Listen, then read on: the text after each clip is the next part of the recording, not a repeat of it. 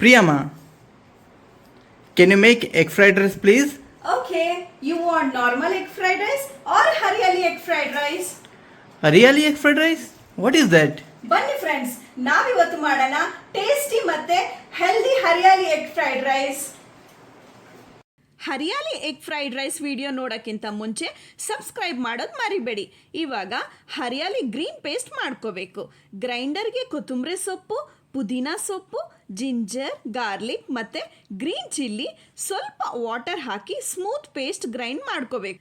ಇವಾಗ ಪ್ಯಾನ್ಗೆ ಸ್ವಲ್ಪ ಆಯಿಲ್ ಹಾಕಿ ಆನಿಯನ್ ಹಾಕಿ ಫ್ರೈ ಮಾಡ್ಕೋಬೇಕು. ಮತ್ತು ರೆಡಿ ಮಾಡ್ಕೊಂಡಿರೋ ಗ್ರೀನ್ ಪೇಸ್ಟ್ ಆ್ಯಡ್ ಮಾಡಿ ಫ್ರೈ ಮಾಡ್ಕೋಬೇಕು. ಮತ್ತು ಎಗ್ ಆ್ಯಡ್ ಮಾಡಿ ಚೆನ್ನಾಗಿ ಮಿಕ್ಸ್ ಮಾಡಬೇಕು.